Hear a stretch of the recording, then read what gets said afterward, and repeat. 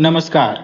आज मैं आपके लिए एक ऐसी कहानी लेकर आया हूँ जो आपको हंसाएगी, रुलाएगी और जिंदगी की एक बहुत बड़ी सच्चाई भी दिखाएगी। ये कहानी है भरोसे की, धोखे की और दो मासूम दिलों की। आइए कहानी शुरू करते हैं। सबसे पहले अगर आप पहली बार KTV स्टोरी चैनल पर आए हैं तो हमारे परिवार का हिस्सा बन जाइए और चैनल को सब्सक्राइब कर लीजिए। और अगर आपको ये कहानी अच्छी लगे तो लाइक, शेयर और कमेंट करना बिल्कुल मत भूलिएगा। आपका हर कमेंट मुझे बहुत हिम्मत देता है। तो चलिए बिना देर किए शुरू करते हैं। एक गांव था जिसका नाम सुखपुर था। वहां एक आदमी रहता था जिसका नाम रामनाथ था। रामनाथ एक बहुत ही सीधा साधा और गरीब किसान था। गांव के लोग उसे प्यार से रामू कहकर पुकारते थे। रामू अपनी थोड़ी सी कमाई में बहुत खुश था। उसके मन में कभी भी बड़ा आदमी बनने का लालच नहीं था। रामू के घर के ठीक सामने एक बूढ़ी अम्मा का घर था जिनका अपना कोई नहीं था। जब भी उन्हें कोई काम पड़ता वो रामू से ही मदद मांग लेती थी। रामू भी उन्हें बेसहारा समझकर उनकी मदद कर देता था। पड़ोसी होने के नाते रामू उस बुढ़िया को काकी कहकर बुलाता था। भले ही वो उसकी सगी काकी नहीं थी, फिर भी दोनों में बहुत अपनापन था। काकी को रामू के अलावा अपना कहने वाला कोई नहीं था। वो रामू को अपने बुढ़ापे का सहारा मानती थी और रामू भी बिना किसी स्वार्थ के उनके खाने पीने का इंतजाम कर दिया करता था। वो अकेला था, इसलिए उसे कोई रोकने टोकने वाला नहीं था। बुढ़िया के मन में एक ही चाहत थी कि रामू की शादी हो जाए, लेकिन चाहने भर से क्या होता है। रामू गरीब था, इसलिए कोई भी अपनी बेटी उसे देने को तैयार नहीं होता था। ऊपर से वो जरूरत से ज्यादा सीधा भी था। अब काकी ने रामू की शादी करवाने की जिम्मेदारी अपने सिर ले ली थी। वो एक ऐसी औरत को ढूंढने लगी जिससे रामू का ब्याह हो सके, और जल्दी ही उनकी मेहनत रंग लाई। एक दिन काकी किसी काम से दूसरे गांव में गई थी। जब वो वापस लौट रही थी तो रास्ते में उन्हें एक औरत मिली। वो रास्ता भटक गई थी और बहुत भोली भटकी लग रही थी। उसे अपने गांव का नाम तक याद नहीं था और न ही उसे यह पता था कि उसकी शादी हुई है या नहीं। हालांकि वो पागल नहीं थी। उसके माथे का सिंदूर देखकर कोई भी अंदाजा लगा सकता था कि वो शादीशुदा थी, पर शायद उसका दिमाग ठीक नहीं था और वो कहीं खो गई थी। काकी ने सोचा, जब इसे अपने पति की कोई फिक्र नहीं है तो ये रामू के साथ भी रह सकती है। बस इसे इतना यकीन दिलाना होगा कि रामू ही इसका पति है। ये सोचकर काकी ने उससे पूछने की कोशिश की तो वो औरत बस रोए जा रही थी। काकी ने प्यार से कहा, बेटी रो मत, मैं तुझे तेरे पति के पास ले चलती हूँ। इस तरह बहला फुसलाकर काकी उसे रामू के घर ले आई। काकी ने रामू को समझाया, देख बेटा, ये औरत थोड़ी बेवकूफ है मगर तेरे काम की है, तू इससे शादी कर ले। रामू बोला, काकी ये औरत शादीशुदा लग रही है, धोखे से शादी करना सही नहीं होगा। अगर इसका पति इसे ढूंढता हुआ आ गया तो बहुत मुसीबत हो जाएगी। इससे अच्छा है कि मैं इसका घर पता करके इसे वापस भेज दूं। काकी बोली, रामू तू बेकार की बातें मत कर। अरे तुम मर्द लोग औरतों के बारे में कुछ नहीं जानते। मैं औरत हूं, मुझे सब पता है। ये औरत न तो किसी की पत्नी है और न ही इसका कोई बच्चा है। ये बिल्कुल कुंवारी है। बस एक कमी है कि ये थोड़ी बावली है, लेकिन इससे कोई फर्क नहीं पड़ता। तुझे शादी के लिए एक औरत चाहिए और ये तेरे लिए एकदम ठीक है। ये तेरे घर का काम भी करेगी और तेरे लिए बच्चे भी पैदा करेगी। रामू ने कहा, काकी मैं अभी इस औरत से शादी नहीं कर सकता। मैं देखूंगा कि इसे ढूंढने कोई आता है या नहीं। जब कोई नहीं आएगा तब मैं इसे अपनी पत्नी बना लूंगा। काकी ने कहा, ठीक है, अपनी तसल्ली के लिए एक हफ्ता देख ले। रामू ने एक सप्ताह तक इंतजार किया। जब कोई भी आदमी उस गांव में किसी औरत को ढूंढता हुआ नहीं आया तो काकी के कहने पर रामू ने उस औरत से शादी कर ली। 1 साल के अंदर ही उनके घर एक बेटा हुआ और फिर दूसरे साल दूसरा बेटा। लेकिन वो औरत अपने बच्चों को देखकर खुश नहीं थी। दोनों बच्चों का पालन पोषण काकी को ही करना पड़ता था। काकी उस औरत को घर के अंदर छुपाकर रखती थी। वो जानती थी कि यह किसी और की पत्नी है, क्योंकि वो आज भी किसी की राह देखती रहती थी। कभी कभी उदास होकर घर की दहलीज पर खड़ी हो जाती और किसी के आने का इंतजार करती। धीरे धीरे समय बीता और उस औरत को रामू के साथ रहते हुए 5 साल हो गए। काकी को लगा कि इस औरत से खेतों का काम भी करवाना चाहिए। वो घर में रहती है, इसलिए उदास हो जाती है। यह सोचकर काकी ने उस औरत को रामू के साथ खेतों में भेजना शुरू कर दिया। उधर एक दिन एक आदमी अपने 8 साल के बच्चे के साथ गांव में कुछ ढूंढता हुआ आया। रामू की पत्नी ने उस आदमी को ध्यान से देखा। उस आदमी को भी कुछ शक हुआ तो वो रामू के खेत में चला आया। वो औरत उस आदमी को देखकर उससे लिपट गई। कभी वो बच्चे को चूमती तो कभी उस आदमी से लिपट जाती। रामू तो बस खड़ा होकर यह सब देखता रह गया। उस औरत की याददाश्त वापस आ चुकी थी। वो रामू की तरफ देखकर बोली, ये मेरा पति है और ये मेरा बेटा है, मगर तुम कौन हो? मैं भी कितनी पागल हो, अपनी बातें दूसरों से कहने लगती हो। और वो उस आदमी और बच्चे के साथ चली गई। रामू बस देखता ही रह गया। उस औरत को याद भी नहीं था कि उसके 2 छोटे बच्चे भी थे। रामू उससे कुछ भी नहीं कह पाया। उसे तो पहले ही शक था कि वो औरत शादीशुदा है। उसका दिमाग फिर गया था, इसलिए सब कुछ भूल गई थी और अपने पति बच्चे को देखते ही उसकी याददाश्त लौट आई और वो रामू को भूल गई। रामू ने घर जाकर काकी को सारी बात बताई, जिसे सुनकर काकी बहुत परेशान हो गई। रामू बोला, काकी अब मैं क्या करूं? खुद को संभालूं या इन बच्चों को?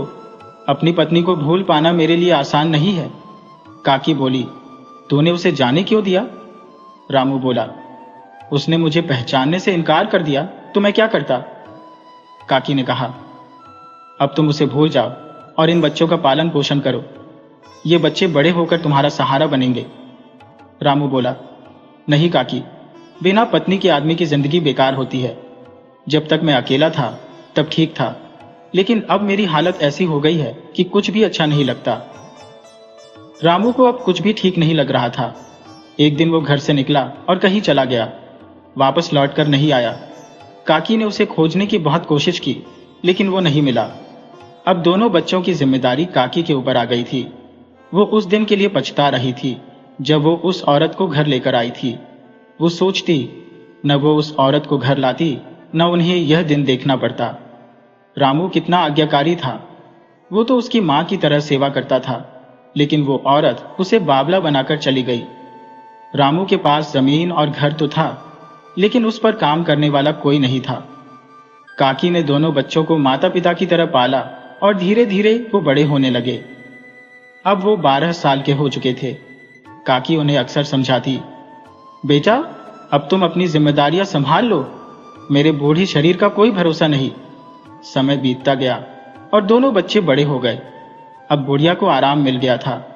दोनों लड़कों ने घर का सारा काम संभाल लिया था। बड़े भाई का नाम विकास और छोटे का नाम दीपक था। सभी लोग उन्हें विकासू और दीपू कहकर बुलाते थे। काकी के दिमाग में अब एक बात आई कि दोनों लड़कों की शादी करवा देनी चाहिए, लेकिन रामू वाली बात सोचकर वो डर जाती कि मैंने एक बार शादी करवाई और अपने बेटे से हाथ धो बैठी। रामू आज तक वापस नहीं आया और न ही उसका कोई पता चला। वो जिंदा है या मर गया यह भी नहीं पता। इस बात से काकी घबरा गई और उन्होंने विकासू और दीपू के सामने कभी भी शादी की बात नहीं की। विकासू और दीपू दोनों भाई कभी कभी बेवकूफियां भी करते थे। एक दिन उन्होंने सुना कि पड़ोस में रहने वाले श्याम का लड़का किशन अपनी पत्नी को लेने ससुराल गया है, तो उन्होंने भी फैसला किया कि हम भी अपनी पत्नियों को लेने के लिए ससुराल जाएंगे। जब वो दोनों खेतों से घर वापस आए तो अपनी दादी से कहने लगे, दादी कल हम ससुराल जा रहे हैं अपनी अपनी बीवियों को लाने। दादी बोली, क्या बेवकूफों वाली बातें करते हो? तुम दोनों की तो अभी शादी ही नहीं हुई, तो बीवी कहां से आ गई?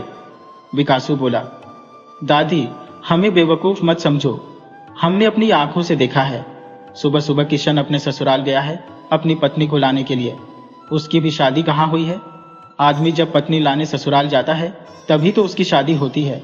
दादी ने कहा, अरे बेवकूफो, किशन का ब्याह हुए तो 10 साल हो गए। अब जाकर उसकी पत्नी समझदार हुई है, इसलिए वो उसे लेने गया है। जब तुम दोनों की शादी हो जाएगी तो तुम भी पत्नी लेने चले जाना। विकासू बोला, दादी हमें बहलाने की कोशिश मत करो, तुम नहीं चाहती हो कि हम ससुराल जाएं और अपनी पत्नी को लेकर आए। दादी ने कहा, अरे तुम दोनों बावले हो गए हो, चुपचाप जाकर अपना काम करो, मैं जल्दी ही तुम दोनों की शादी करवा दूंगी, तब तुम अपने ससुराल जाना। मैं भी तो यही चाहती हूँ कि तुम दोनों की शादी हो जाए। भला मुझे क्या पड़ी है इस बुढ़ापे में तुम दोनों का खाना बनाने की। दोनों भाई चले तो गए, पर उन्हें लगा कि उनकी दादी उनके साथ कुछ धोखा कर रही है। वो सोचने लगे, हमारा ब्याह कहीं ना कहीं तो हुआ है, मगर दादी बता नहीं रही। शायद उसे बहू से खतरा है। वो अकेले अकेले घर में दूध दही खाती रहती है। अगर घर पर बहू आ गई तो दादी को उन्हें भी खाना देना पड़ेगा। अब दोनों भाइयों का मन काम में नहीं लग रहा था। वो खेत में बैठकर अपने पड़ोस के लड़के किशन के आने का इंतजार करने लगे।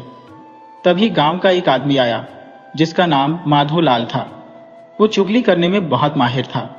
उसने देखा कि दोनों भाई उदास बैठे हैं, तो माधोलाल उनके पास गया और कहने लगा, क्या बात है भाई, बहुत उदास हो? दोनों कहने लगे, काका, दादी हमें ससुराल नहीं जाने दे रही है। माधोलाल को चुगली करने का अच्छा मौका मिल गया था। वो तो पहले से ही जानता था कि दोनों भाई बेवकूफ है। उसने बात बनाते हुए कहा, बेटा, तुम्हारी दादी तुम्हारी अपनी दादी नहीं है।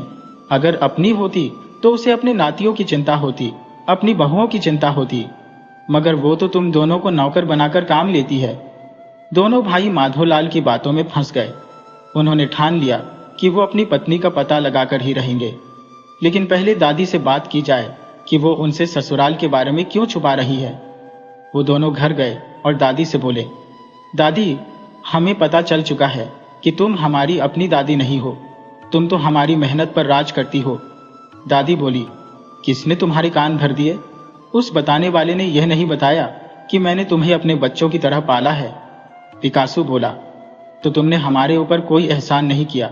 अब हम तुम्हारे साथ नहीं रह सकते। तुम हमें बता दो कि हमारी शादी कहाँ पर हुई है और हमारी पत्नियां कहाँ हैं? बुढ़िया बोली, अरे बेवकूफों, जब तुम दोनों की शादी हुई ही नहीं तो मैं तुम्हें किसके घर भेज दूं? अगर तुम मेरे साथ नहीं रहना चाहते तो मैं भी तुम्हारे साथ नहीं रहना चाहती। मैं अकेले ही रह लूंगी। बुढ़िया का घर पास में ही था। उसकी झोपड़ी अभी तक सलामत थी। वो तो दोनों बच्चों का पालन पोषण करने के लिए रामू के घर में आकर बस गई थी। उसे अपनी भूल का एहसास हुआ और वो वापस अपनी झोपड़ी में चली गई। वो सोच रही थी कि उसने दोनों बच्चों को पालने के लिए बेकार में ही अपनी जिंदगी बर्बाद कर दी। अब तक तो उसे भगवान की भक्ति में लग जाना चाहिए था। विकासू खुश हुआ कि चलो बला टली। बुद्धू बोला, लेकिन भैया, वो हमारे ससुराल के बारे में तो हमें कुछ बताकर ही नहीं गई।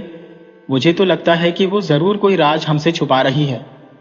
विकासू ने कहा, अब हम उस बुढ़िया के पास नहीं जाएंगे। जो कुछ करना है वो हमें खुद से ही करना होगा।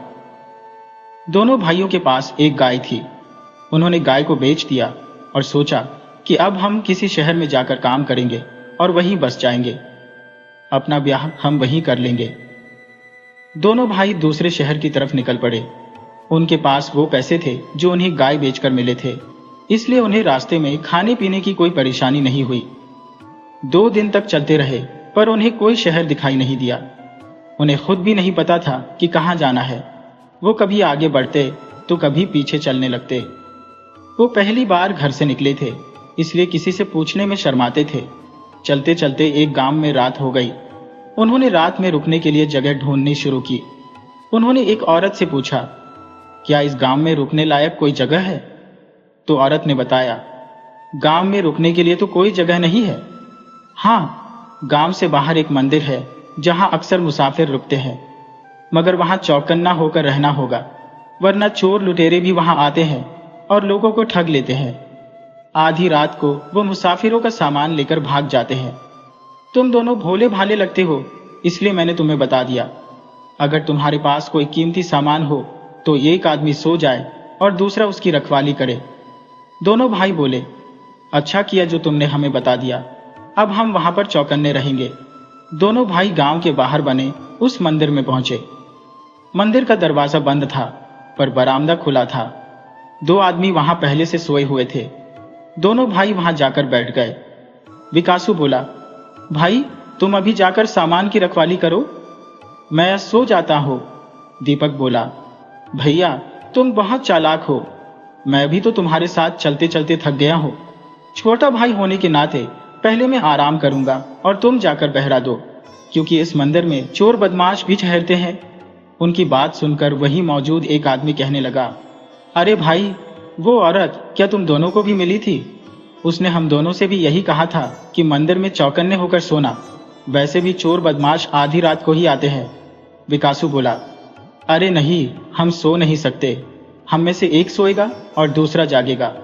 तब वो दोनों राहगीर कहने लगे, भाई इस तरह तो बहुत दिक्कत हो जाएगी। हम 4 लोग हैं यहाँ, अभी हम 2 आदमी सो जाते हैं। तुम दोनों भाई आधी रात तक पहरा दो, क्योंकि हमारे पास बहुत सामान है। दोनों राहगीरों के पास बड़े बड़े थैले थे। वो बोले, हमारा सामान ज्यादा है, हम पर विश्वास करना बहुत जरूरी है। तुम दोनों अभी हमारे सामान की रखवाली करो। आधी रात के बाद हम तुम्हारे सामान की रखवाली करेंगे। सुबह हम सब एक साथ निकल जाएंगे। दूसरे आदमी ने कहा, तुम मुझे ही देख लो, मैं कोई बाजा बारात लेकर ससुराल नहीं गया था। मेरा ब्याह तो चलते चलते रास्ते में ही हो गया था। हमारे साथ एक मुसाफिर ठहरा था, जिसके पास सोने चांदी से भरा एक थैला था। मैंने रात भर जाग कर उसकी रखवाली की थी। सुबह जब वो जागा तो मुझसे बहुत खुश हुआ और अपनी बेटी का रिश्ता मुझसे कर दिया। अब मजे से जिंदगी कट रही है। दोनों राहगीरों ने विकासू और दीपू से कहा, अब तुम भी अपनी कोई कहानी बताओ। वो बोले, हम तो पहली बार घर से निकले हैं, हमारी तो अभी शादी भी नहीं हुई। राहगीर ने कहा, तब तो तुम्हें चोर बदमाशों से लड़ने का कोई अनुभव नहीं है, इसलिए तुम दोनों पहले पहरेदारी करो और आधी रात के बाद हम करेंगे। इसके बाद वो दोनों राहगीर सो गए और दोनों भाई जागकर पहरा देते रहे। आधी रात को दोनों भाइयों ने उन दोनों राहगीरों को जगा दिया। फिर राहगीर बोले, अब तुम दोनों आराम से सो जाओ। भगवान ने चाहा तो सुबह हम सब एक साथ चलेंगे और तुम दोनों के लिए दुल्हन लेकर ही लौटेंगे। दोनों भाई लेटते ही गहरी नींद में सो गए। वो सपने में अपनी शादी देखने लगे।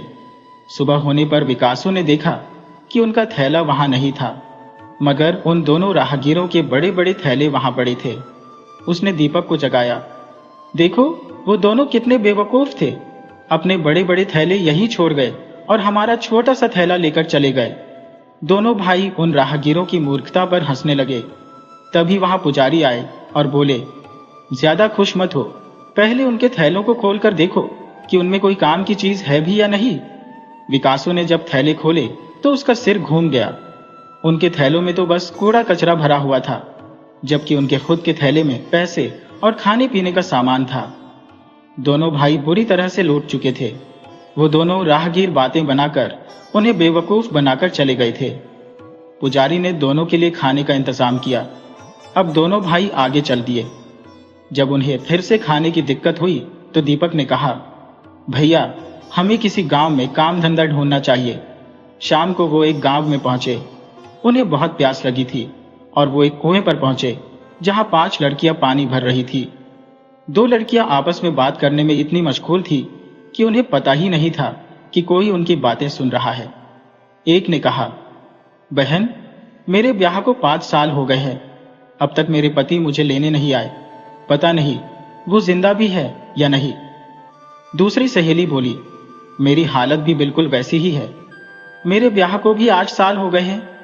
मेरे पिता उनके गांव गए पर वहां ताला लगा था, मेरा जीवन भी बेकार हो गया है। उधर दोनों लड़कों ने उनकी बातें बड़े ध्यान से सुनी। विकासू ने दीपक को खींचा और कहा, एक लड़की के पीछे तू जा और दूसरी के पीछे मैं जाता हूं। हमें बस इनका घर देखना है, घर जाना नहीं है। वापस यही कुएं पर मिलेंगे। थोड़ी देर बाद वो लड़कियां वहां से चली गईं।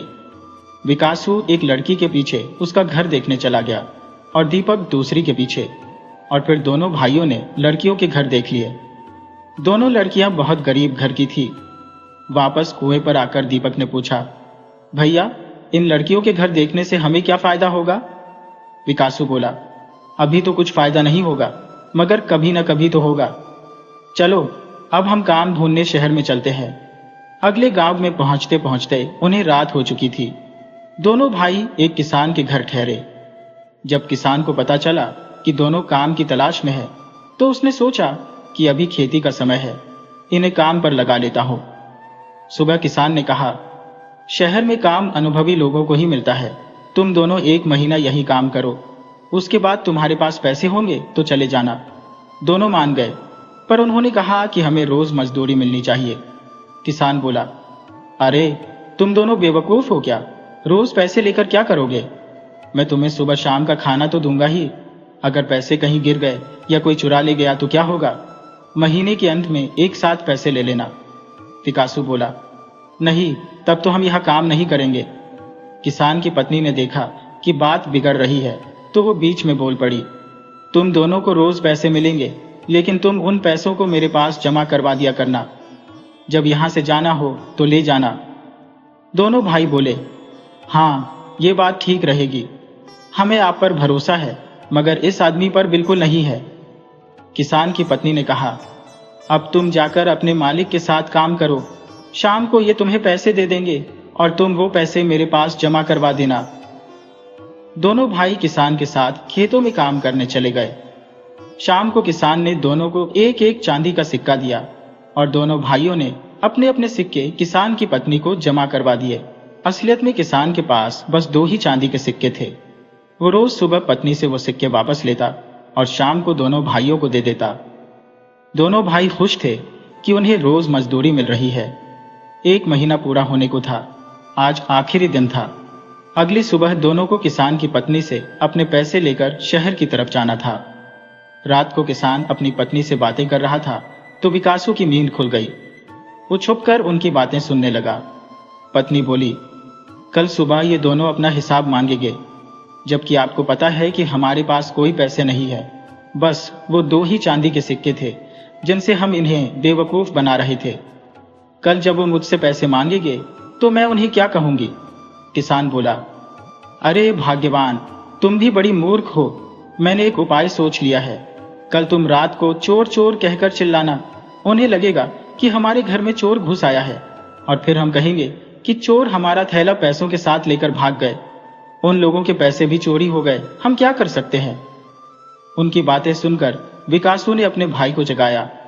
हमारी 1 महीने की मेहनत हड़पने की बात चल रही है। अब की बार हम लुट नहीं सकते। दोनों भाइयों ने दबे पांव किसान के बैलों को खोला और उन्हें लेकर भाग गए। सुबह जब किसान अपनी पशुशाला में आया तो देखा कि दोनों बैल वहां नहीं थे। वो सिर पकड़कर बैठ गया। उसे समझ में आ गया कि दोनों भाई उनके बैलों को ले जा चुके हैं। उधर विकासू और दीपू उस गांव से बहुत दूर निकल चुके थे। सुबह के समय उन्हें रास्ते में एक किसान मिला जिसका एक बैल बूढ़ा हो चुका था और दूसरा मर चुका था। उसने दोनों भाइयों से वो बैल खरीद लिए और बदले में उन्हें 100 चांदी के सिक्के मिले। इसके बाद विकासू अपने भाई को समझाते हुए कहने लगा, तुम जिस लड़की का घर देखकर आए थे उसके घर चले जाना। मैं जिस लड़की का घर देखकर आया था मैं उसके घर चला जाऊंगा और हम उन्हें अपनी अपनी पत्नी बताकर ले आएंगे। इसके बाद दोनों भाई बाजार गए और कुछ कपड़े और मिठाइयां खरीदी। फिर वे दोनों उन लड़कियों के घर चले गए। विकासू जब उस लड़की के घर गया और उसने अपने सास ससुर के पैर छुए, मिठाई दी और कपड़े दिए तो कहने लगा, आप लोगों ने शायद मुझे पहचाना नहीं। सास बोली, बेटा, तुम्हें नहीं पहचानेंगे तो किसे पहचानेंगे? तुम हमारी बेटी के पति हो, मगर इतने दिनों तक तुम कहाँ थे? वो बोला, मैं काम के सिलसिले में परदेश गया हुआ था। अभी अभी मैं सीधा वहीं से आ रहा हूं। सास बोली, बेटा, मेरी बेटी का ख्याल रखना। विकासू बोला, आप चिंता मत कीजिए, मैं आपकी बेटी को रानी बनाकर रखूंगा। उसकी होने वाली पत्नी ने भी जब उसे देखा तो सोचा कि जरूर यह कोई अमीर आदमी लगता है, इसके साथ जाना ही ठीक रहेगा। दूसरे भाई दीपक के साथ भी यही हुआ और वे दोनों अपनी अपनी पत्नियों को विदा कराकर घर को चल दिए। रास्ते में वो दोनों मिल गए और साथ साथ चलने लगे। विकासू अपनी पत्नी से बोला, देखो, मैं तुम्हें धोखे में नहीं रखना चाहता। मैं तुम्हें बता देना चाहता हूं कि मैं तुम्हारा वो वाला पति नहीं हूं जो तुमसे ब्याह करके तुम्हें भूल गया है। तब उस औरत ने कहा, हम दोनों को पता है कि तुम हमारे वो वाले पति नहीं हो। तुम दोनों तो वो हो जो हमारी बातें कुएं के पास खड़े होकर ध्यान से सुन रहे थे। तुम दोनों हमारे पीछे पीछे हमारे घर तक आए थे और फिर वापस लौट गए थे। तभी हम दोनों ने जान लिया था कि हमारे पहले वाले पति आए या न आए, लेकिन तुम दोनों जरूर आओगे। अब तो आप ही हमारे पति हो। हम दोनों अपनी मर्जी से आप दोनों के साथ आई है। दोनों भाई जब अपनी पत्नियों को लेकर घर पहुंचे तो वहां कोई नहीं था। उन्हें अपनी पत्नियों के साथ देखकर बूढ़ी दादी बहुत खुश हुई। वो आगे बढ़ी मगर उदास होकर वापस लौट गईं। यह देखकर विकासू की पत्नी कुछ समझ गई और कहने लगी, हम आपके घर में तब तक नहीं जा सकती जब तक आपकी माँ या आपकी दादी हमें घर में प्रवेश न करवाए। विकासु समझ गया कि उसकी पत्नी बहुत चतुर है। इसके बाद वो दादी के पास गया और उनके पैर पकड़ लिए। कहने लगा, दादी, मुझसे गलती हो गई। मैंने तुमसे बुरे शब्द कहे, मगर उस वक्त हम दोनों भाई बेवकूफ थे। लेकिन अब हमें सब समझ में आ चुका है कि आप ही हमारी असली माँ हो। बुढ़िया बेचारी ममता की भूखी थी। वह तुरंत उनके साथ चली आई। अपनी दोनों बहुओं को देखकर वो बहुत खुश हुई। उन्होंने बड़े ही प्यार से दोनों बहुओं का गृह प्रवेश करवाया। अब बुढ़िया के दोनों बेवकूफ बेटे अपनी पत्नियों को लेकर आ गए थे और फिर पूरा परिवार एक सुखमय जीवन बिताने लगा। दोस्तों, इस कहानी से हम यह सीखते हैं कि चाहे कितनी भी मुश्किलें क्यों ना आए, हमें अपनी समझदारी और हिम्मत नहीं छोड़नी चाहिए। सच्चा रिश्ता धोखे से नहीं, बल्कि भरोसे और ईमानदारी से बनता है। मुझे पूरी उम्मीद है कि आपको यह कहानी पसंद आई होगी। तो वीडियो को लाइक कीजिए, शेयर कीजिए और साथ ही अपने अच्छे कमेंट्स करना बिल्कुल मत भूलिएगा। कमेंट बॉक्स में अपना नाम और अपने शहर का नाम भी लिखें। तो मिलते हैं आपसे किसी अगली कहानी में। तब तक के लिए इजाजत दीजिए।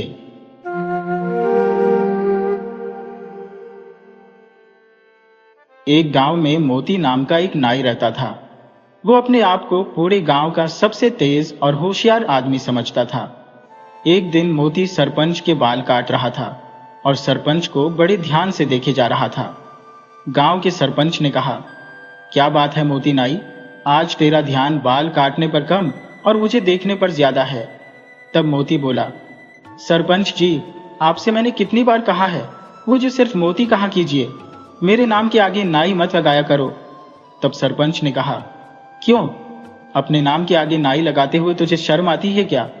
मोती ने कहा, ऐसी बात नहीं है सरपंच जी।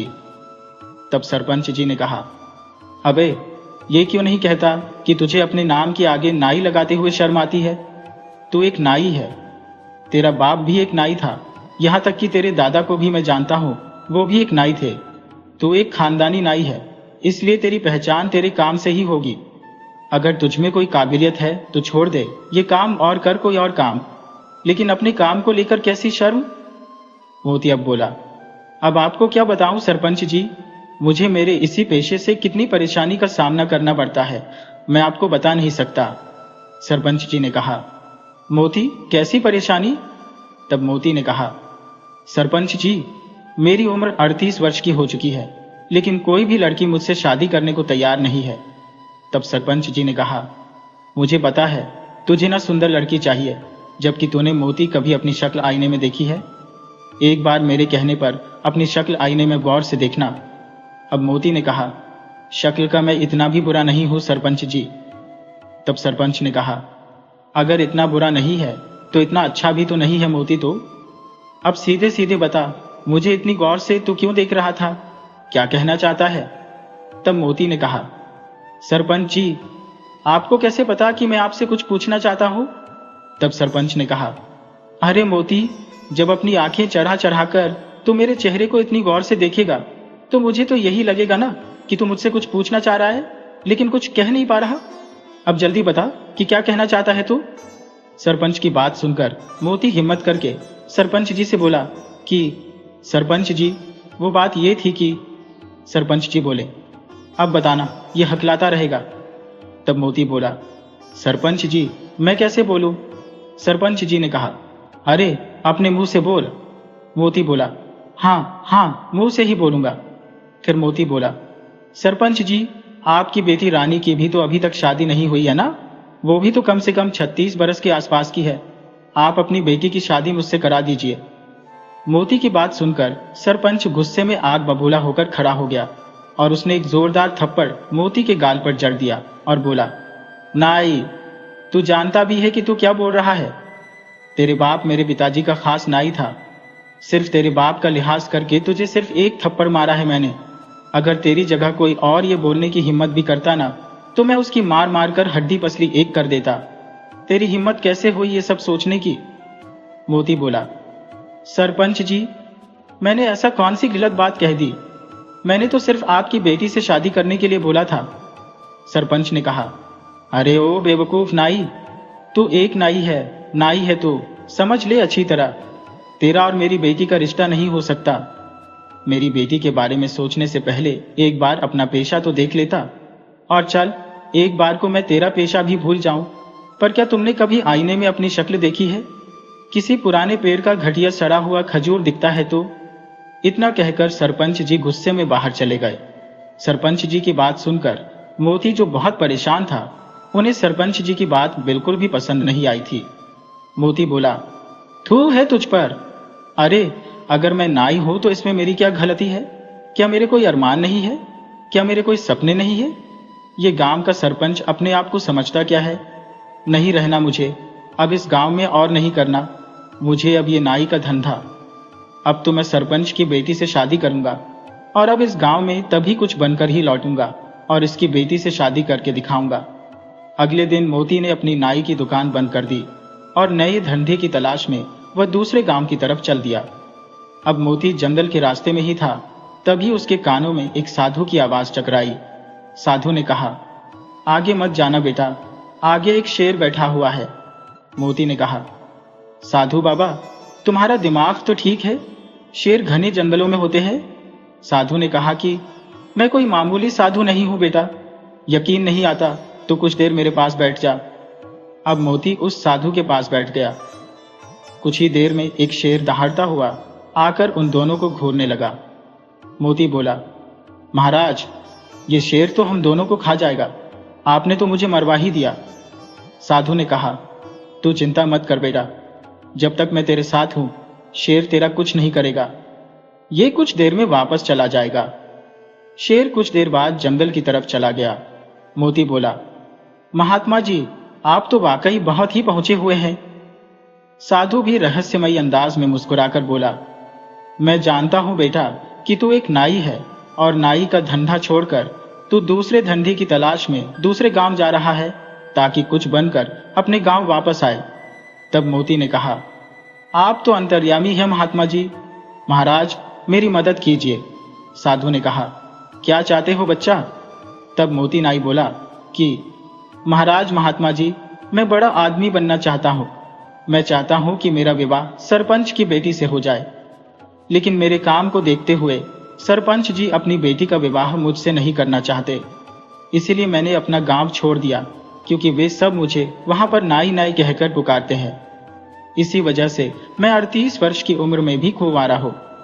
साधु ने कहा, ठीक है बेटा, मैं तेरी मदद करने के लिए तैयार हूं, लेकिन मैं तुझे अपनी मायावी शक्ति से धन दौलत तो नहीं दे सकता। तब मोती ने कहा, महात्मा जी, मैं आपकी बात का मतलब नहीं समझा। तब उस महात्मा ने कहा कि मैं तुझे एक शक्ति दे सकता हूं मोती। मोती ने कहा, कैसी शक्ति महाराज? तब साधु ने कहा, तू जिस किसी भी व्यक्ति को कुछ देर तक गौर से देखेगा तो तू उस व्यक्ति का कुछ देर बाद भविष्य देख लेगा। अब जो मोती नाई ने कहा, दूसरों के भविष्य को देखने से मुझे क्या फायदा मिलेगा महाराज? तब साधु ने कहा, खुद को बहुत चतुर समझते हो ना तुम तो, अपनी चतुराई से इस शक्ति का फायदा उठा लेना, मगर याद रखना, अगर तू मेरी दी हुई शक्ति का फायदा अपनी चतुराई से उठाने में कामयाब हो जाता है तो ये कभी मत भूलना कि तेरा अतीत क्या था। नाई ने कहा, क्या मतलब महाराज?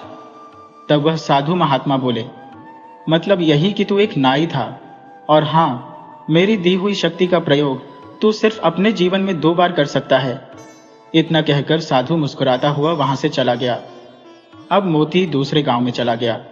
वह सुबह से लेकर शाम तक गांव वालों को देखता रहा कि तभी उसकी नजर गांव में बनी हुई एक कोठी पर पड़ी। वो कोठी उस गांव के चौधरी की थी। चौधरी अपनी कोठी के बाहर एक शहरी व्यक्ति से अपनी एक जमीन का सौदा कर रहा था। मोती उस चौधरी को गौर से देखने लगा। कुछ देर बाद गौर से देखने के बाद जो मोती की आंखों में चमक आ गई, वह दौड़ता हुआ चौधरी के पास चला गया और मोती ने जाकर चौधरी से कहा, चौधरी साहब, इस सौदे को रोक दीजिए, ये सौदा आपके लिए सही नहीं है। चौधरी ने कहा, तुम कौन हो और ये कैसी बातें कर रहे हो? कहीं तुम पागल तो नहीं हो गए हो? तुम जानते भी हो ये सौदा करोड़ों का है। तब मोती बोला, मेरा नाम मोती है। मैं कुछ दिन पहले विदेश से भारत आया हूं, मगर बस में किसी ने मेरा पासपोर्ट और मेरे सारे पैसे चुरा लिए। तब से मैं ऐसे ही उस चोर को पकड़ने के लिए भटक रहा हूं। देखिए, मैं भी एक बहुत बड़ा बिजनेसमैन रहा हूँ। मेरी नज़र ये बता रही है कि आपके सामने जो व्यक्ति बैठा हुआ है ये धोखेबाज है। मोती की बात सुनकर चौधरी जी की आंखों में गुस्सा झलकने लगा। चौधरी जी ने कहा, तू तो ये कहना चाहता है कि तू विदेश से पढ़कर आया है तो तू ज्यादा चालाक है, और मैं गांव का चौधरी हूँ तो मुझ में कोई अक्ल नहीं है। तभी चौधरी साहब की पत्नी अपने पति से बोली, अरे एक बार फोन करके पता करने में क्या हर्ज हो सकता है कि इसका अंदाजा सही हो। सोचिए, अगर इसकी बात कुछ प्रतिशत भी सही निकली तो आप तो सड़क पर आ जाएंगे ना। अब चौधरी साहब अपनी पत्नी की बात सुनकर सोच में पड़ गए। वह तुरंत ही फोन लगाकर किसी से बात करने लगे। अचानक चौधरी साहब के चेहरे पर गुस्सा छलकने लगा था और जो व्यक्ति चौधरी के सामने बैठा हुआ था वह वहां से भागने लगा। चौधरी साहब ने कहा, पकड़ो इसे, ये फ्रॉड है। मोती ने उस व्यक्ति को तुरंत पकड़ लिया और चौधरी साहब ने उस व्यक्ति को पकड़कर पुलिस के हवाले कर दिया। चौधरी साहब नहीं जानते थे कि मोती ने उसका भविष्य देख लिया था कि भागने वाला व्यक्ति भविष्य में चौधरी साहब के साथ धोखा करने वाला था। चौधरी साहब ने मोती से कहा, बहुत बहुत शुक्रिया आपका। आज आपकी वजह से मैं बर्बाद होने से बच गया। वैसे आप कहाँ ठहरे हो? मोती ने कहा, बस ऐसे ही घूम फिर रहा हूं। चौधरी ने कहा, आज से तुम मेरे घर पर रहोगे और मेरे कारोबार में हाथ बटाओगे। मुझे तुम्हारे जैसे ईमानदार और अच्छे व्यापारी की सख्त जरूरत है। अब मोती उस दिन से चौधरी के घर पर ही रहने लगा। चौधरी की बेटी का नाम रीता था। अब जो मोती रीता को पसंद करने लगा था। एक दिन चौधरी अपनी बेटी के साथ कार से शहर जा रहा था। तभी मोती बोला, कहाँ जा रहे हो आप? अब चौधरी ने कहा, मोती, अभी कुछ देर पहले ही तो बताया था, मुझे शहर में कुछ काम है, इसी बहाने रीता को कुछ शॉपिंग भी करा दूंगा। मोती ने कहा कि चौधरी साहब आज मत जाओ, कल चले जाना, आज मुझे कुछ ठीक नहीं लग रहा। चौधरी ने कहा, ये कैसी बातें कर रहे हो मोती तुम? मेरा शहर जाना आज बहुत जरूरी है। मोती ने कहा, अपने उस जरूरी काम को कल निपटा लीजिएगा चौधरी साहब। मोती ने कहा कि कल कर लेना काम, आज मत जाओ। तब चौधरी साहब कहने लगे, मोती, तुम व्यापारी हो, अच्छे व्यापार करना जानते हो, लेकिन अब तो तुम ऐसी बातें कर रहे हो जैसे तुम भविष्य देख सकते हो और तुम्हें पहले से ही आभास हो गया हो। क्या आज मेरे साथ कुछ सही नहीं होने वाला है?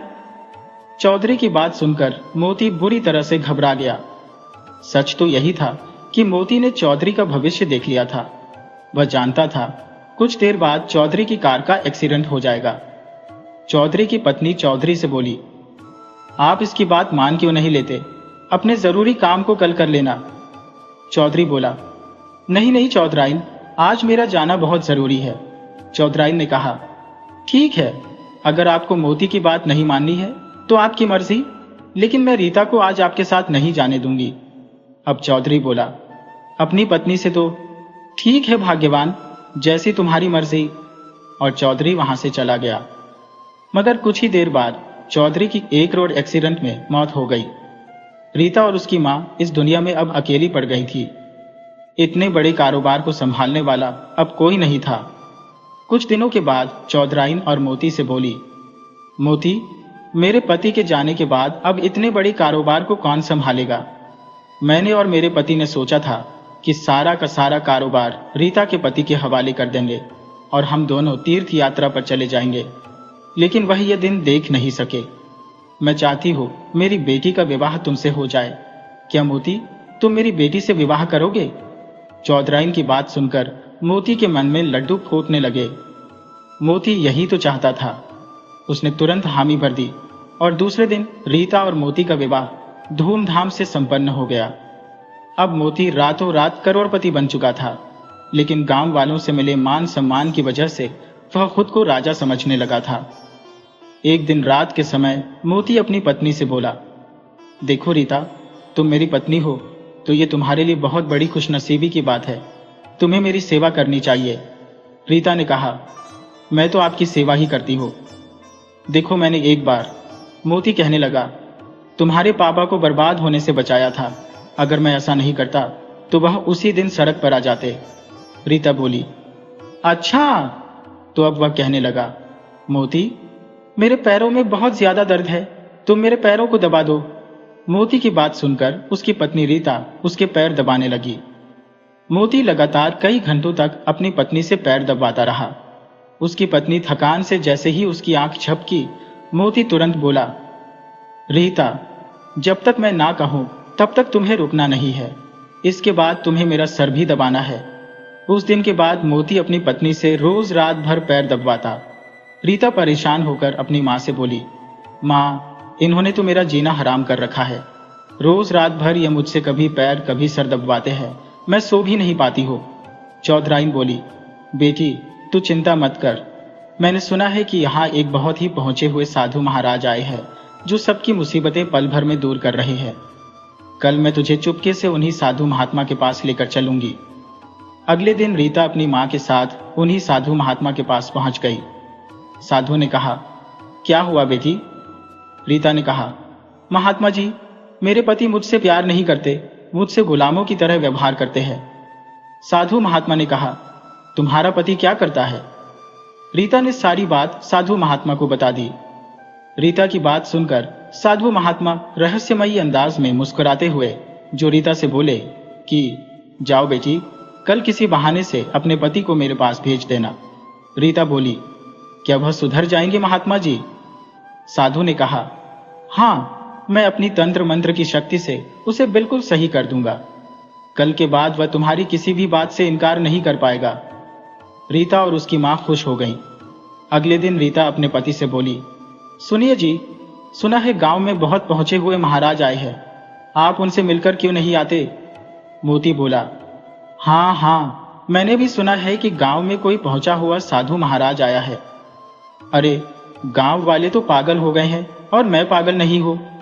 रीता ने कहा, ऐसा नहीं कहते हैं जी, क्यों ना आप उनसे एक बार मिल आते हो। मोती ने कहा, तुम्हारा दिमाग तो ठीक है ना रीता, उस महाराज को उल्टा मेरे से मिलने आना चाहिए भला। मैं वहां क्यों जाऊं? मैं वहां पर नहीं जाऊंगा। रीता मुंह लटकाकर फिर से साधु महाराज के पास चली गई और बोली, बाबा, वह तो आने को तैयार नहीं है। वह तो उल्टा मुझसे ये कह रहे हैं कि आपको उनसे मिलने जाना चाहिए। रीता की बात सुनकर साधु महात्मा फिर से मुस्कुराते हुए बोले कि किसी बहाने से बेटी अपनी माँ के साथ कुछ देर के लिए दोपहर के वक्त यहाँ पर आ जाना। तुम्हारी गैर मौजूदगी में मैं तुम्हारे घर पर जाकर तुम्हारे पति का तंत्र मंत्र से सही इलाज कर दूंगा। दोपहर के वक्त मोती बोला, रीता, कहाँ हो तुम? तभी कोई जोर जोर से दरवाजा पीटने लगा, क्योंकि अगले दिन रीता अपनी माँ के साथ महात्मा जी के पास चली गई थी। अब मोती बोला, यह दरवाजा भी अब मुझे ही खुद से खोलना पड़ेगा। बताओ कैसे दिन आ गए हैं, अब दरवाजा खोलने के लिए भी मैं स्वयं ही जाऊं। इतना बोलकर मोती ने दरवाजा खोला और मगर सामने का नजारा देखकर वह बुरी तरह से डर गया। उसके सामने उसके पुराने गांव का सरपंच खड़ा था, जो तुरंत अंदर आ गया। मोती ने कहा, सरपंच जी, आप यहाँ कैसे? सरपंच जी ने कहा, अच्छा, तू तो नाईगिरी छोड़कर यहाँ चौधरी बना बैठा है। अगर मैं तेरी पत्नी और गांव वालों को बता दूं कि तूने कभी विदेश की शक्ल नक्शे में भी नहीं देखी, बल्कि तू तो एक नाई है, तो कभी सोचा है तूने मोती, ये गांव वाले तेरे साथ क्या करेंगे? तेरी मार मार कर हालत खराब कर देंगे और तुझे इन लोगों के साथ जो 400 बीसी करने के जुल्म में जेल हो जाएगी। सोच, तेरी पत्नी की नजरों में तेरी क्या इज्जत रह जाएगी मोती? मोती बोला, सरपंच जी, मैंने आपका क्या बिगाड़ा है? आप भला ये कैसी और क्यों किसी को बताएंगे? कैसी बातें कर रहे हैं? सरपंच ने कहा, तेरी पत्नी रीता मेरी दूर की रिश्तेदार है। मोती ने कहा, क्या? सरपंच जी ने कहा, और सुन नाई, तेरी पत्नी को मैंने सब बता दिया है। वह बेचारी तेरे आतंक से बेहद परेशान हो चुकी थी, मुझसे अब उसका दुख देखा नहीं गया। मोती बोला, सरपंच साहब, आपने ये क्या कर दिया? वह गांव में अब सबको बता देगी, मैं तो बर्बाद हो जाऊंगा। सरपंच ने कहा, नहीं नहीं मोती, मैंने उसे मना कर दिया है कि ये राज वह अभी किसी को नहीं बताएगी, लेकिन उसने एक शर्त रखी है। मोती ने पूछा, कैसी शर्त? सरपंच ने कहा, यही कि मोती, आज के बाद तो उसका हर काम करेगा, यहां तक कि तो उसके पैर भी दबाएगा। एक जिम्मेदार पति की तरह उसे पत्नी का दर्जा देगा, न कि उसके साथ गुलामों की तरह व्यवहार करेगा। अब मोती ने कहा कि सरपंच जी, मुझे सब मंजूर है। सरपंच बोला, तो ठीक है, इतना बोल सरपंच वहां से चला गया, मगर बाहर आते ही सरपंच साधु में परिवर्तित हो गया और सीधा रीता के पास जाकर बोला, जाओ बिटिया, मैंने तुम्हारे पति को सुधार दिया है। अब रीता खुश होती हुई अपनी माँ के साथ वहां से अपने घर चली गई। उसने घर जाकर देखा कि मोती डरा हुआ सा, जो अपनी पत्नी रीता की ओर देख रहा था। मोती बोला, अरे तुम आ गई, तुम थक गई होगी, आओ मैं तुम्हारे पैर दबा देता हूं। जो रीता यह देखकर बड़ी हैरान थी। उस दिन के बाद अब तो मोती नाई की सारी चतुराई धरी की धरी रह गई। अब वह रीता से और उसकी माँ से, जो मोती के जो कुछ भी नहीं कहता था, उनके साथ अब वह जो कहती उनकी हर बात मानता था। अब तो वह अपनी पत्नी का बहुत ही आदर सम्मान करने लगा था, अपनी पत्नी के सारे काम करता।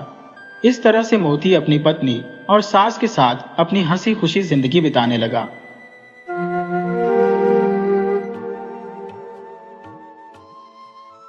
नमस्कार, आज हम आपके लिए एक ऐसी रोमांचक और शिक्षाप्रद कहानी लेकर आए हैं जो हमें सिखाती है कि लालच का फल हमेशा बुरा होता है और ईमानदारी ही सबसे बड़ा धन है। आइए कहानी शुरू करते हैं। अगर आप पहली बार केटीवी स्टोरी चैनल पर आए हैं तो हमारे परिवार का हिस्सा बनने के लिए चैनल को सब्सक्राइब कर लीजिए। और अगर आपको कहानी अच्छी लगे तो इसे लाइक, शेयर और कमेंट करके हमें अपना प्यार जरूर दिखाइएगा। आपका सहयोग ही हमारी प्रेरणा है। बहुत समय पहले की बात है। रूपनगर में महेश नाम का एक माली रहता था। वह राजा के शाही बगीचे में काम करता था, लेकिन फिर भी उसकी हालत बहुत गरीब थी।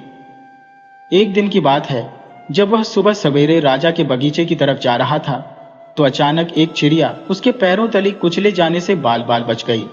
महेश ने चिड़िया को उठाकर एक तरफ रख दिया। तब चिड़िया बोली, तुम्हारी बहुत बहुत मेहरबानी, मैं बहुत बीमार हूं इसलिए उड़ नहीं सकती। अगर तुम मुझे मेरे घोंसले तक पहुंचा दो तो मैं तुम्हारा यह एहसान कभी नहीं भूलूंगी।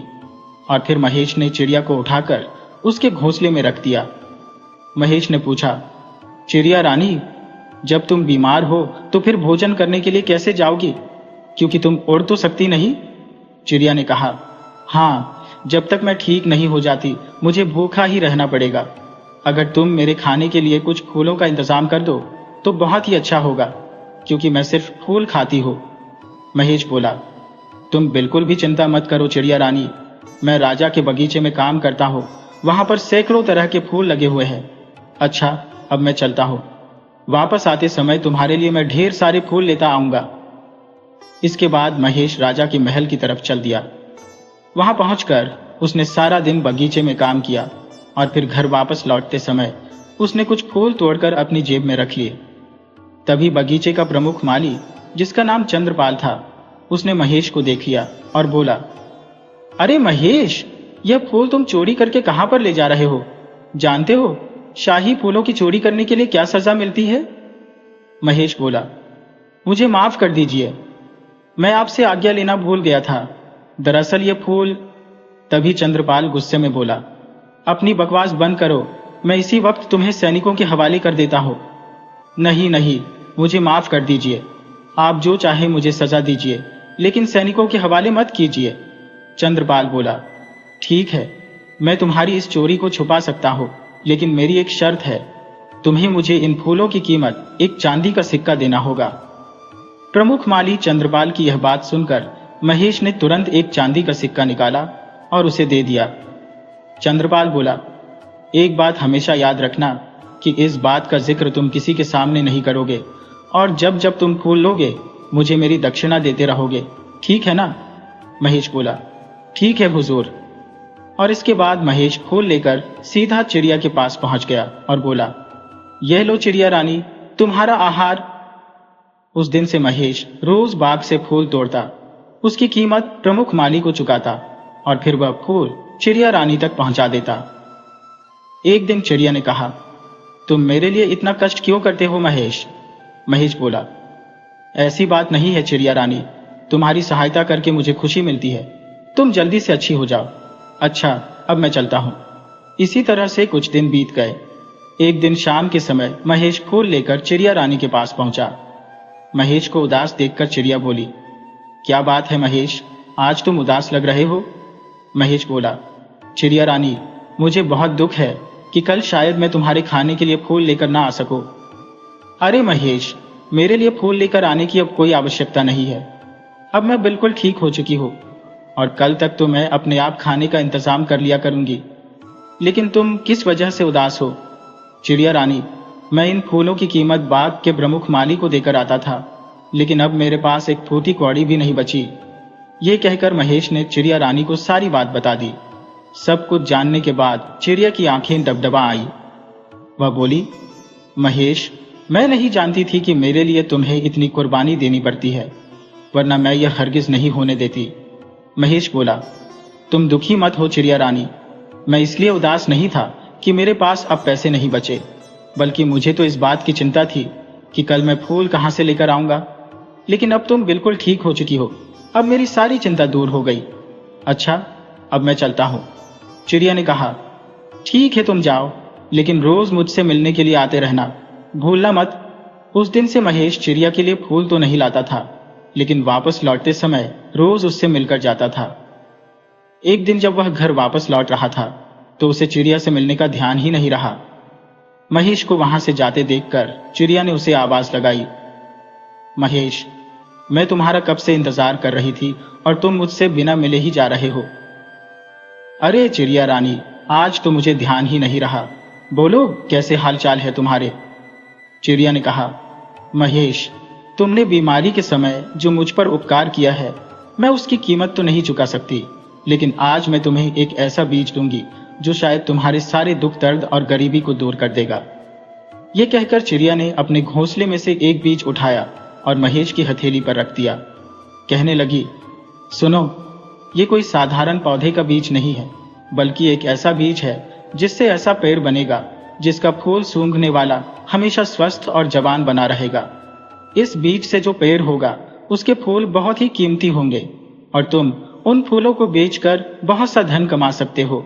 लेकिन ध्यान रखना इस पेड़ का, यह पेड़ 1 महीने में ही इतना बड़ा हो जाएगा और इसके फूल सूरज के छिपने के बाद रोज रात के समय ही निकला करेंगे और दिन के समय गायब हो जाया करेंगे।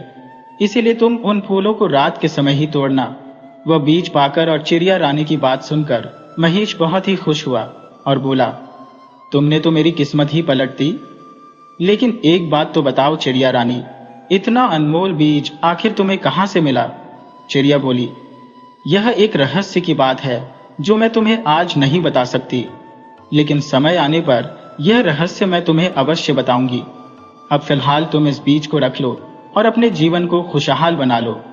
महेश ने भी चिड़िया को सच्चाई बताने के लिए ज्यादा जोर नहीं डाला और बोला, तुम कितनी अच्छी हो चिड़िया रानी, जो मेरे बारे में तुमने इतना सोचा।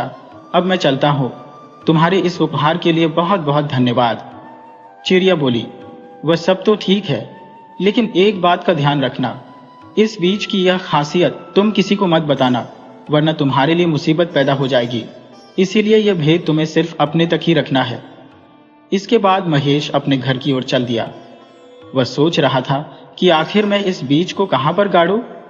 अगर घर के बाहर गाड़ दिया तो पेड़ के बड़े होते ही और फूलों के लगते ही लोगों को इसकी खासियत पता लग जाएगी और लोग सारे फूल तोड़कर ले जाएंगे। मेरे घर के अलावा मेरे पास कोई ऐसी सुरक्षित जगह भी नहीं है जहां पर मैं उस पेड़ को लोगों की नजरों से बचाकर रख सकूं। अब मैं इस बीज को कहां लगाऊं? महेश उस बीज को लगाने के लिए सही जगह के बारे में काफी देर तक सोचता रहा। वह सोचने लगा, अगर यह पेड़ एक बार उग गया तो शायद फिर मुझे जिंदगी भर किसी चीज की कोई कमी नहीं रहेगी। हमारे राजा ही मुझे इन फूलों की मुंह मांगी कीमत देने को तैयार हो जाएंगे, तो क्यों ना मैं इस बीज को शाही बगीचे में ही बो दूं। वहीं पर यह सुरक्षित भी रहेगा और साथ ही महाराज मुझसे यह अनमोल पेड़ पाकर प्रसन्न हो जाएंगे और मुझे इनाम भी देंगे, साथ साथ मेरी तरक्की भी कर देंगे। अगले दिन जब महेश शाही बगीचे में पहुंचा, उसने एक सही जगह देखकर बीज बोने के लिए गड्ढा खोदने लगा कि तभी उसे बगीचे के प्रमुख माली चंद्रपाल ने देख लिया और बोला, अरे मूर्ख महेश, तू यहाँ पर क्या कर रहा है?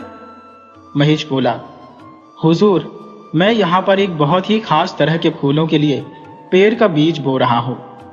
उसने अपने प्रमुख माली चंद्रपाल को उस बीज से बनने वाले पेड़ और उसके फूलों की सारी खासियत बता दी। सब कुछ जानने के बाद चंद्रपाल की आंखों में लालच आ गया। वह मन ही मन सोचने लगा, अगर इसकी बात सच निकली तो यह बीज अनमोल है और महाराज इसके बदले में मुझे लाखों सोने की मुद्राएं दे सकते हैं। क्यों न 1 महीने तक इंतजार करके देखा जाए कि इसका नतीजा क्या है। हुजूर, क्या मैं इस बीज को यहाँ पर बो दूं? इस पर उगने वाले फूलों से जो भी आमदनी होगी उसमें मैं आधा हिस्सा आपको दे दूंगा। चंद्रपाल बोला, ठीक है, तुम इसे बो सकते हो, लेकिन यह तो बताओ कि तुम्हें यह चमत्कारी बीज कहाँ से मिला। और तब महेश ने उसे बताया, हुजूर, मुझे यह एक चिड़िया ने दिया है। इसके बाद महेश ने चिड़िया के बारे में सब कुछ चंद्रपाल को बता दिया और फिर महेश अपने कामों में जुट गया। चंद्रपाल भी अपने काम में लग गया, लेकिन उस दिन से चंद्रपाल महेश से बहुत ही अच्छे ढंग से पेश आने लगा। एक एक करके दिन बीतने लगे। इस दौरान उस बीज में से अंकुर फूटा और धीरे धीरे 30 दिन में उस पौधे ने एक विशालकाय पेड़ का रूप धारण कर लिया। उस दिन महेश और चंद्रपाल दिन भर अपने अपने कामों में जुटे रहे और फिर जैसे ही शाम हुई, सूरज डूबा। राजमहल और उसके आसपास का वातावरण एक मनमोहक खुशबू से महक उठा। महेश ने कहा, देखिए हुजूर, उस पेड़ पर फूल खिल रहे हैं। वाह महेश, कितनी मनमोहक खुशबू है इन फूलों की। मैं अपने आप को बहुत ही तरोताजा और स्वस्थ महसूस कर रहा हूँ। इसका मतलब तो यह हुआ कि यह फूल सचमुच चमत्कारी है। और तब महेश खुशी से झूमता हुआ फूलों को तोड़ने के लिए जैसे ही आगे बढ़ा, तभी प्रमुख माली चंद्रपाल जोर से चिल्लाया, सिपाहियों, गिरफ्तार कर लो इस चोर को, आज यह रंगे हाथों पकड़ा गया है। ये सुनते ही महेश एकदम घबरा गया और बोला, नहीं, मैं चोर नहीं हूं। नहीं नहीं, मैंने चोरी नहीं की। लेकिन सैनिकों ने उसकी एक न सुनी और तुरंत महेश को पकड़ लिया। चंद्रपाल बोला, आज मुझे विश्वास हो गया कि फूलों की जो चोरियां होती रही है वह भी तुमने ही की है। नहीं हुजूर, मुझे छोड़ दीजिए, मैंने कोई चोरी नहीं की। यह पेड़ मेरा है, इसके फूलों का हकदार सिर्फ मैं हूं। हाँ, पहले मैंने जो भी फूल बाग से तोड़े थे वह सब चंद्रपाल जी की अनुमति लेकर तोड़े थे और उनकी कीमत भी मैंने इनको अदा की थी। चंद्रपाल चिल्लाते हुए कहने लगा, अरे मूर्ख, एक तो चोरी करता है, ऊपर से सच्चा बनता है। महाराज के बाग के पेड़ को तो अपना पेड़ बता रहा है। और फिर सैनिकों ने महेश की पिटाई शुरू कर दी। तब चंद्रपाल ने उस पर हमदर्दी जताते हुए कहा, बस बस, रहने दो सैनिकों, इसकी बहुत खातिरदारी हो गई, अब इसे छोड़ दो। बेचारा महेश सब कुछ जानता और समझता हुआ भी अपनी किस्मत पर आंसू बहा रहा था। वह अपने घर की तरफ चल दिया। सैनिकों के जाने के बाद चंद्रपाल ने जमीन पर बिखरे हुए उन फूलों को इकट्ठा किया जो महेश ने पेड़ से तोड़े थे। और तब चंद्रपाल सोचने लगा, अब इन फूलों का गुलदस्ता बनाकर मैं महाराज को पेश करूंगा और ढेर सारा इनाम भी पाऊंगा। इधर महेश सीधा चिड़िया रानी के पास पहुंचा। उसने रोते रोते सारा किस्सा उसे कह सुनाया। चिड़िया बोली, यह तो बहुत ही बुरा हुआ महेश, मैंने तुम्हें पहले ही मना किया था कि उन फूलों की खासियत तुम किसी को मत बताना। तुम सच कहती हो चिड़िया रानी, मुझसे बड़ी भूल हो गई जो मैंने चंद्रपाल पर विश्वास कर लिया। चिड़िया बोली, खैर, तुम चिंता मत करो, अपने घर जाओ, भगवान ने चाहा तो कोई ना कोई रास्ता निकल ही आएगा। और फिर चिड़िया से विदा लेकर महेश उदास मन से अपने घर चला गया। दूसरी तरफ चंद्रपाल ने जब उन चमत्कारी फूलों का गुलदस्ता तैयार किया तो वह सीधा राजा के सामने पहुंचा। बोला, महाराज की जय हो। राजा ने कहा, चंद्रपाल, आज हमारी शाही बगीचे की तरफ से इतनी प्यारी सुगंध किन फूलों की आ रही है। इनकी खुशबू ने मुझे मदहोश कर दिया है। ऐसा लगता है जैसे मेरी उम्र 10 साल कम हो गई है और मैं वापस जवानी की तरफ लौट रहा हूं। चंद्रपाल बोला, महाराज, यह अनोखा चमत्कार इन फूलों का है। मैं इन फूलों का गुलदस्ता बनाकर आपके लिए लेकर आया हूं। राजा ने वह गुलदस्ता अपने हाथ में लिया और फिर जैसे ही उसे सूंघा उसका रोम रोम झूम उठा। वह बोला, वाह, तबीयत खुश हो गई, बिल्कुल वैसी ही खुशबू। चंद्रपाल, ये किस पेड़ के फूल है? इनका नाम क्या है? महाराज, यह फूल यौवन संजीवनी वृक्ष के हैं। इनको सूंघने से मनुष्य हमेशा जवान और स्वस्थ बना रहता है। राजा ने हैरान होते हुए पूछा, क्या सचमुच? मुझे भी यह पेड़ दिखाओ। चंद्रपाल ने कहा, ठीक है महाराज, इनका प्रभाव तो आप देख ही चुके हैं, चलिए मेरे साथ। और फिर दोनों बगीचे में पहुंच गए जहां पर वह पेड़ लगा हुआ था। राजा ने कहा, बेशक फूल जितने सुंदर है, इनका पेड़ भी उतना ही सुंदर है। चंद्रपाल बोला, महाराज, मैंने कई सालों की कड़ी मेहनत के बाद इसे उगाया है। इसके फूल सिर्फ रात के समय ही मिलते हैं और सुबह होते ही गायब हो जाते हैं। राजा ने पूछा, चंद्रपाल, ऐसा चमत्कारी पेड़ का बीज तुम्हें कहां से मिला? मुझे तो लगता है कि ऐसा पेड़ इस पूरी धरती में कहीं नहीं है। तब चंद्रपाल ने एक मनगढ़ंत कहानी बनाकर राजा को सुना दी और कहने लगा, महाराज, मुझे इस पेड़ का बीज एक साधु महाराज ने दिया था जो हिमालय से तपस्या करके लौटे थे, और मैंने कई दिनों तक उनकी सेवा की। तब खुश होकर उन साधु महाराज ने मुझे यह चमत्कारी बीज दिया था। राजा बोला, चंद्रपाल, मेरे राज्य में तुम्हारे जैसे काबिल आदमी भी है जो तन मन धन से मेरी सेवा में लगे हुए हैं। ये जानकर मुझे बहुत खुशी हुई, इसलिए मैं तुम्हें 100 सोने की मुद्राएं इनाम में देता हूं। ये रख लो और कल सुबह दरबार में आकर तुम 1000 सोने की मुद्राएं मुझसे और ले जाना। और हाँ, इस पेड़ का बहुत ही ध्यान रखना।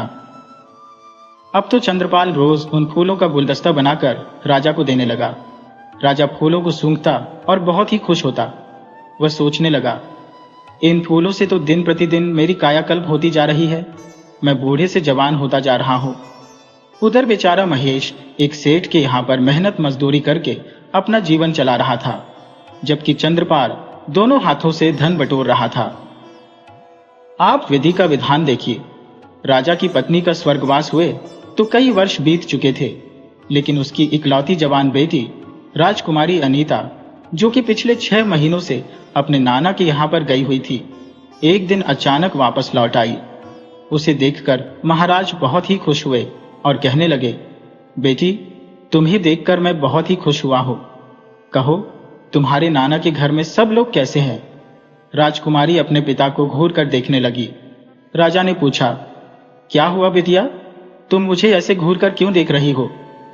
पिताजी, आप पिछले 6 महीने के अंदर अचानक जवान कैसे हो गए? क्या आपके हाथ कोई जादू की छड़ी लग गई है? बिटिया, कुछ ऐसा ही समझ लो। पहले तुम आराम करो, इसके बाद हम इत्मीनान से बातें करेंगे। और फिर इतने दिनों के बाद मिले पिता और पुत्र ने एक साथ भोजन किया, इधर उधर की बातें की। इसी बीच राजकुमारी को अपने पिता की जवानी का राज जानने का ध्यान ही नहीं रहा, और न ही राजा ने इस बारे में उसे कुछ बताया। तब महाराज ने कहा, बिटिया, अब रात बहुत हो चुकी है। जी पिताजी, मैं भी बहुत थक चुकी हूँ और जोरों से मुझे नींद आ रही है। लेकिन राजकुमारी जैसे ही अपने कमरे में जाकर बिस्तर पर लेटी तो उसे फूलों की खुशबू आने लगी। लेकिन उस रात एक ऐसी घटना घटी जिसने सुबह होते ही सबको हैरान और परेशान कर दिया।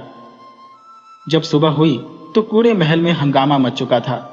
एक दासी दौड़ी दौड़ी राजा के पास आई और कहने लगी, महाराज, गजब हो गया, हमारी राजकुमारी शाही बगीचे में पत्थर की मूर्ति बनकर खड़ी है। ये सुनते ही जैसे राजा के पैरों तले से जमीन खिसक गई।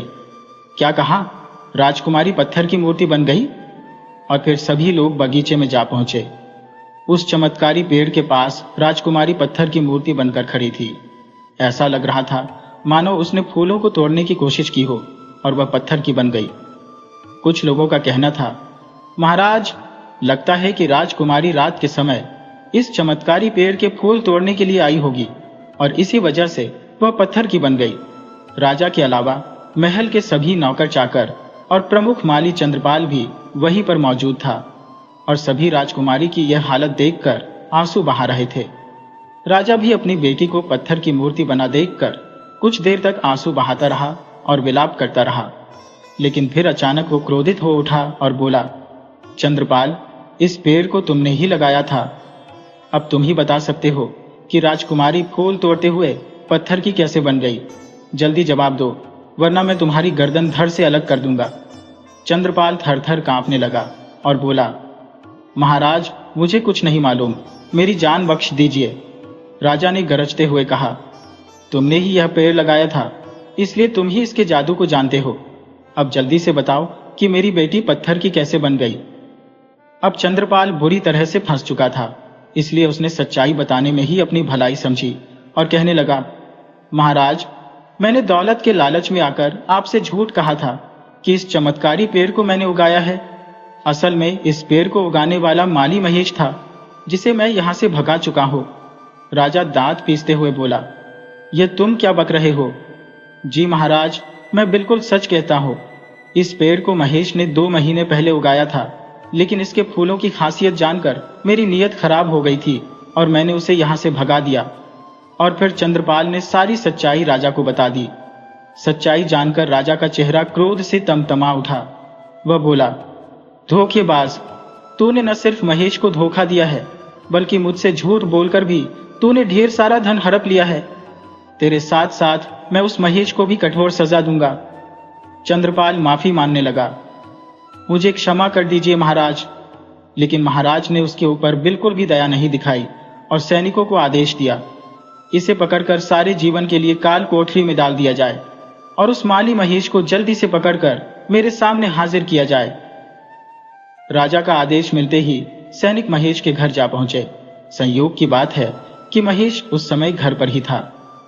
सैनिक महेश को राजमहल ले जाने लगे तो रास्ते में चिड़िया रानी ने उन्हें देख लिया। वह सोचने लगी, अरे ये राजा के सैनिक महेश को क्यों ले जा रहे हैं? इसका क्या कसूर है? मुझे तुरंत राजमहल पहुंचकर इसका कारण जानना चाहिए। कुछ देर के बाद सैनिकों ने महेश को राजा के सामने पेश कर दिया।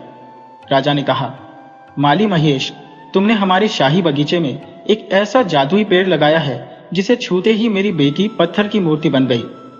यह सुनकर महेश के होश उड़ गए। वह बोला, पत्थर की मूर्ति?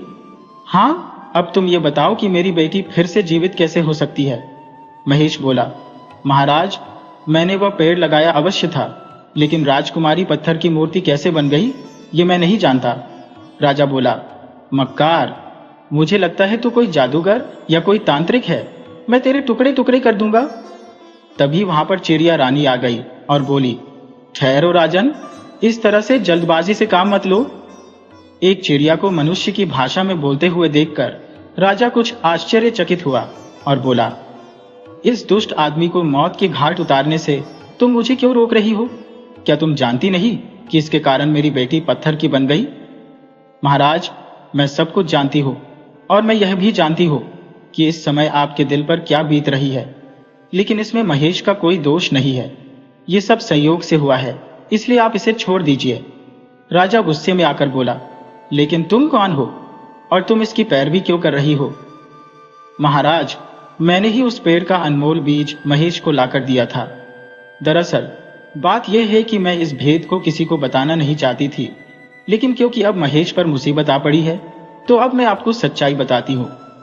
दरअसल एक दिन सुबह सुबह जब मैं अपने लिए आहार ढूंढने के लिए निकली थी तो उड़ते उड़ते मैंने एक जगह पर देखा कि कुछ परियां एक पेड़ पर बैठी हुई आपस में बातें कर रही थी। मैं उनकी बातें सुनने के लिए उनके नजदीक जाकर बैठ गई। उनकी बातें सुनकर मुझे पता चला कि वह परियां अक्सर परीलोक से पृथ्वीलोक पर घूमने के लिए आया करती थी। उनमें से एक परी ने कहा, मुझे तो पृथ्वीलोक पर सैर करने में बहुत ही आनंद आता है, अब तो हम यहाँ पर रोज आया करेंगी। बाकी परियों ने भी उसकी हाँ में हाँ मिलाई। तब वह परी बोली, जब हमने यहाँ पर रोज ही आना है तो क्यों न यहाँ पर यौवन संजीवनी पेड़ लगा दिया जाए, ताकि अपना सैर सपाटा करने के बाद हम उन फूलों की महक से हमेशा के लिए स्वस्थ और जवान बनी रहे। बाकी की परियां भी इस बात पर राजी हो गई और वह कहने लगी, हाँ हाँ, यहाँ दूर दूर तक कोई इंसान नजर नहीं आ रहा, इसलिए वह पेड़ लगाने के लिए यह जगह बिल्कुल सुरक्षित रहेगी। और फिर उन परियों ने तालाब के किनारे मिट्टी खोदकर वह बीज बो दिया और अपने हाथों में थामी हुई छड़ियों को हिलाकर वह आकाश में उड़ गई। उनके जाने के बाद मैंने वह गड्ढा खोदा और उस बीज को निकालकर वापस अपने घोंसले में आ गई और फिर मैंने वह बीज महेश को दे दिया ताकि उसकी गरीबी दूर हो सके। मैंने ये बात आज तक किसी को नहीं बताई। अगर मैं सच्चाई बता देती तो कोई भी लालच में आकर मुझे नुकसान पहुंचा सकता था, लेकिन अब जब महेश की जान खतरे में है तो मुझे यह भेद सबको बताना ही पड़ा। और मुझे पूरा विश्वास है कि राजकुमारी को पत्थर का बनाने के पीछे उन परियों का ही हाथ है। हो ना हो, उन परियों को इस पेड़ के बारे में अवश्य पता लग गया होगा और वह रात के समय इस पेड़ पर आती रहती होंगी। जब रात के समय राजकुमारी उत्सुकतावश उस पेड़ के पास गई होंगी और उन्होंने फूल तोड़ने की कोशिश की होगी तो परियां भी वहीं पर मौजूद होंगी और उन्होंने राजकुमारी को चोर समझकर अपनी शक्ति से इन्हें पत्थर की मूर्ति बना दिया होगा। अब वह परियां ही राजकुमारी को नई जिंदगी दे सकती है। आप महेश को छोड़ दीजिए। मैं कोशिश करूंगी कि महेश का साथ लेकर आपकी बेटी को दोबारा से जिंदा कर सको। राजा बोला, ठीक है चिड़िया रानी, मैं तुम्हारी बात मान लेता हूं, लेकिन एक बात का ध्यान रखना, अगर मेरी बेटी मुझे जिंदा नहीं मिली तो इस महेश के साथ साथ मैं तुम्हें भी मौत के घाट उतार दूंगा, चाहे तुम भागकर पाताल में ही क्यों न छिप जाओ। चिड़िया बोली, ठीक है महाराज, मुझे स्वीकार है। और फिर राजा ने महेश को आजाद किया और यह चेतावनी दी कि मुझे 3 दिन के अंदर अंदर मेरी बेटी वापस चाहिए। चिड़िया महेश को अपने घोंसले पर आने के लिए कहकर वहां से उड़ गई। कुछ देर के बाद महेश चिड़िया के पास पहुंचा और बोला, तुम्हारी सहायता के लिए बहुत बहुत धन्यवाद चिड़िया रानी। चिड़िया ने कहा, राजकुमारी को जीवित करने का एक उपाय है मेरे पास। और फिर चिड़िया ने अपनी सारी योजना महेश को बता दी और कहा, अब तुम घर जाओ और रात के समय बिल्कुल वैसा ही करना जैसा मैंने तुमसे कहा है। महेश अपने घर चला गया। वह खा पीकर दिन भर सोता रहा और फिर रात होते ही वह राजा के शाही बगीचे में जाकर एक पेड़ के पीछे छिप गया। रात हो चुकी थी। यौवन संजीवनी पेड़ पर फूल खिल चुके थे और उसकी खुशबू चारों तरफ फैल चुकी थी। आधी रात बीतने के बाद महेश ने क्या देखा कि सचमुच आसमान से 4 परियां बगीचे में उतरी। पहले तो वह सभी परियां राजकुमारी की मूर्ति को देखकर खूब हंसी। एक परी ने कहा, देखो सखी, यह कितना अच्छा हुआ कि हमने एक रात इस महल के ऊपर से गुजरते हुए अपने इस यौवन संजीवनी पेड़ को देख लिया था। मुझे तो उस समय ही यह विश्वास हो गया था कि इसका बीज वहीं से चुराया गया है जो हमने तालाब के किनारे गाड़ा था और वह आश्चर्यजनक तरीके से वहां से गायब हो गया था। अवश्य ही हमारी बातचीत किसी मनुष्य ने सुन ली होगी और हमारे जाने के बाद वह बीज निकाल लिया होगा। तब से मैं चाहती थी कि उस बीज को चुराने वाले चोर को मैं सजा दूं, और देखो तो जब हमने हर रात इस पेड़ पर आना शुरू किया तो हमें इस चोर के बारे में पता लग गया और हमने इसे ऐसी सजा दी है कि अब कोई दूसरा ऐसी हरकत नहीं करेगा। बात दरअसल यह थी कि वह परियां आधी रात के बाद ही बगीचे में आती थी। प्रमुख माली चंद्रपाल सूरज के ढलते ही फूल तोड़कर वहां से चला जाता था, इसलिए परियों की नजर कभी उस पर नहीं पड़ी।